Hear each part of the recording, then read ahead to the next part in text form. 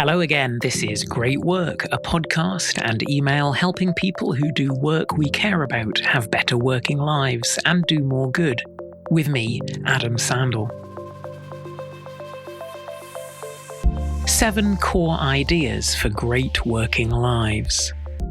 As I began researching and writing about the ideas in this podcast and the book behind it, I realized that they fit together coherently because they all stem from 7 core interconnected principles.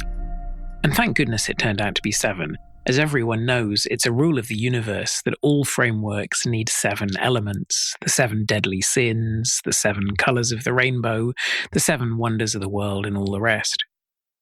These 7 core principles define what this great work project's all about. And they're helpful in themselves for those of us looking for serenity and success in work that we care about. Until now, I haven't said much about them, so over coming podcasts, I'm going to say a bit about each of these core principles and why they matter. This first one is the foundation for all the others. Principle 1. Work is a huge part of life. It should be part of what makes life fulfilling and fun. You may spend around 100,000 hours working. That's about 1/5 of your waking life. To aim merely for a good work-life balance, as if work's a necessary evil, a price that has to be paid for the good things in life, is a dismal approach. Your work should be more than an instrumental good. It earns you money. It should be something that's intrinsically good in your life. Of course, not every working moment will be one of exuberant joy. Sometimes it's going to be a grind. There will be stressful moments, especially if you care about what you do.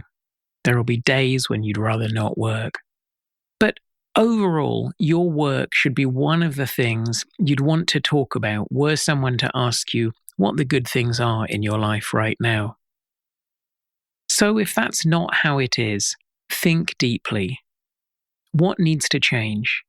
How could you make those changes? What's the first step? The remaining 6 core principles are about answering those questions. The mixed blessing of caring about your work. Those of us who do work we care about, work that may make a difference, have a mixed blessing. Our work may give meaning to our lives and allow us, when we're old, to look back upon a working life well spent. Research shows that knowing you're doing good gives you some protection against exhaustion. But research also indicates that caring about your work makes you more vulnerable. We put more into our work at greater personal cost. Many forego substantially higher earnings to do work that matters to them. You may put up with working conditions that, were you less invested, you wouldn't tolerate. You're more likely to show up for work when you're sick. Work calling for compassion can be medically taxing. It hurts when things go wrong. And as the artist Adam J. Kurtz puts it, and this is my all-time favorite work-related quote, though the way he's done it works better visually, do what you love, and you'll never work a day in your life. No, you'll work super fucking hard all the time with no separation or any boundaries, and also take everything extremely personally. I've talked before about what makes work good. In that episode, I said, people tend to see their work as a job, a career, or a calling, and only one of those. If it's a job, you're doing it for the wages. If it's a career, it's for the income, but also status and esteem, things most of us value, even if we'd like to believe otherwise. If it's a calling, a vocation, you're doing it at least partly for personal fulfillment, and it's likely to be work that matters to the world.